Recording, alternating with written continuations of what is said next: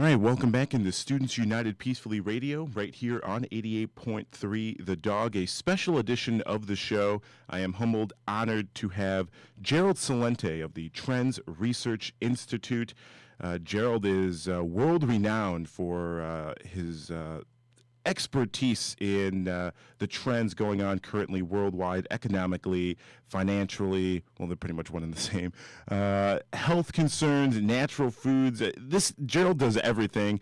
His website is thetrendsjournal.com. He has been on the Oprah Winfrey Show, Glenn Beck program, CBS Morning News, Good Morning America, Fox News, internationally on Russia Today, Al Jazeera America, BBC, you name it, this man has been on, and he is with us for about 15 minutes. Gerald Celente, thank you so much for being on Sup Radio this morning. Oh, my pleasure. Thank you, Juan. Thank you. Again, the Trends Journal, quickly for those who may not know you, how did you get started, Gerald? How did you get started in wanting to do the Trends Research Journal? And you've started, I believe it was 1980, your first Trends Journal, correct? 1980. Out of college, I got my graduate degree in public administration. Not that I had any great desire to become a public administrator. It just kind of evolved that way. And when I got out of school, I had difficulty getting a job. And the first one I got was running a political campaign in Yonkers, New York, for the mayor. And from there, I got into Westchester politics, and I started running political campaigns. From there, I went to the New York State Senate, was the assistant to the secretary of the New York State Senate, and it was the worst job I ever had. You know, I was a young guy in my early 20s and mid-20s, and I'd be back in the chamber, chit-chatting, with my buddy about this and that, and the senator would walk in, and my friend would follow him like a little puppy dog, and help him pull out his chair to help him sit down. And, a guy that grew up in the Bronx and Yonkers, that kind of behavior didn't rub well with me. So the whole system was watching people suck up to get to the top. And so I learned politics from really the grassroots, and I was a government affairs specialist in D.C. for many years throughout the later half of the 70s, around 74 to 79. And I got to see what it looked like.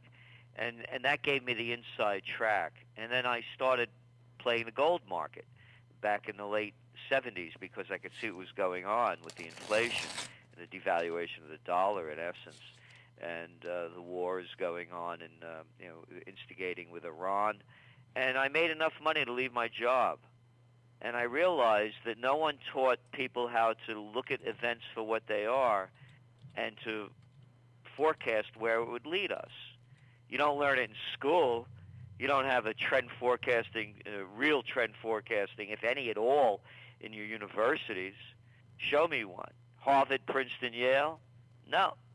Now they got some forecasting courses every now and then, but not really in anywhere. So I made up my own profession, and I didn't want to go to work for anybody else. I hated it.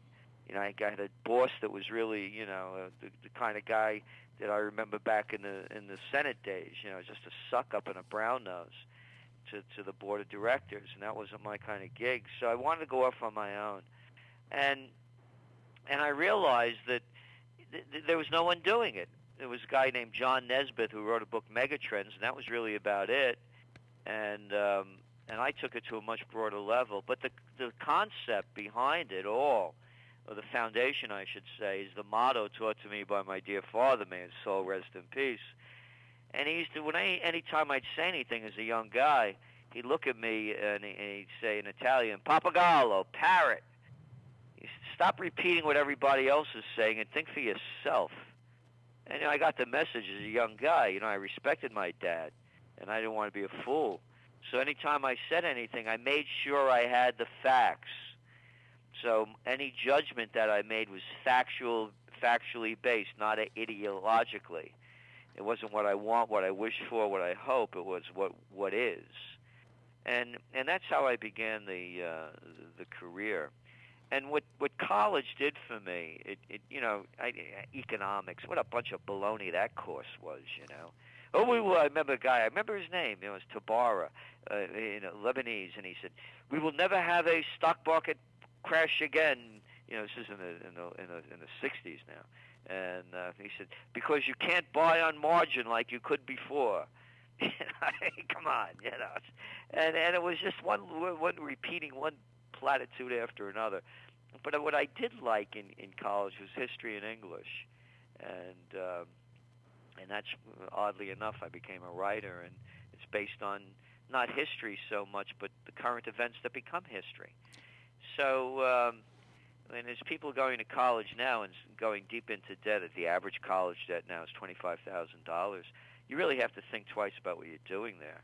Is it just a money mill to get people to go to school and get out and have no job? And Gerald, I heard you heard in a recent interview you did. I wouldn't say recent; it was maybe a couple of years back. But doing research on you, you talked about the college industrial complex. And not many people, especially who go to universities, know about the college industrial complex. Obviously, they know high book prices, reaching up to like hundreds of dollars for just one book that you may not even use. Can you go at length about? It's a racket. It's a racket. Look what they're teaching. If the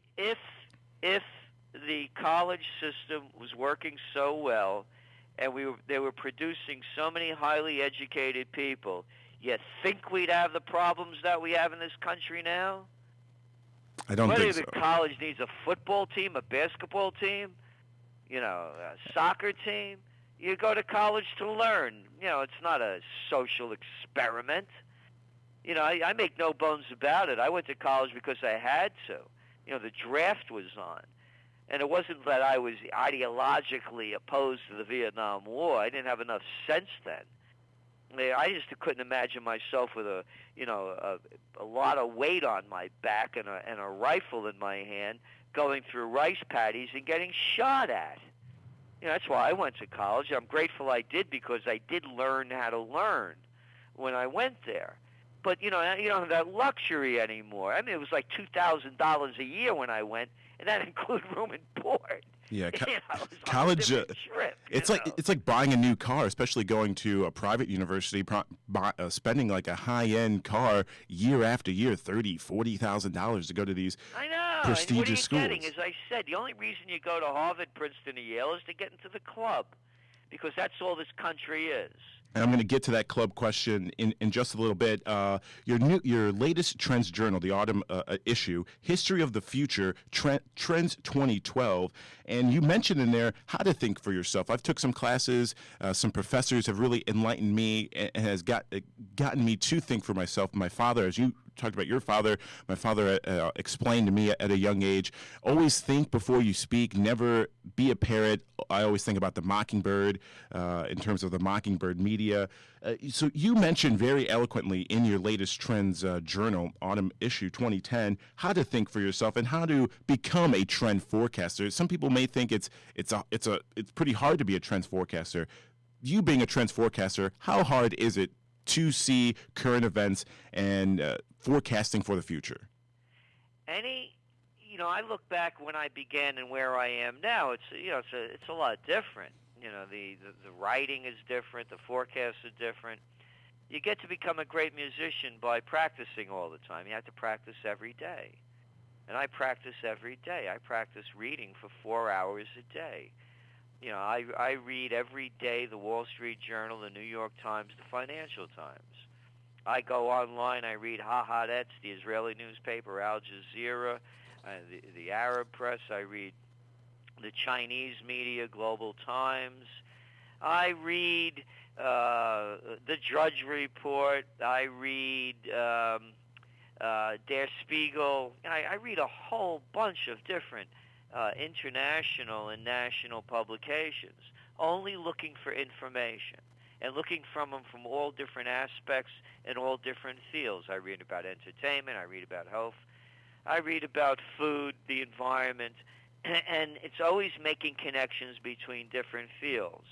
I just get the information for what it is, and then I make my own analysis from it. But it's constant work. There is no day off.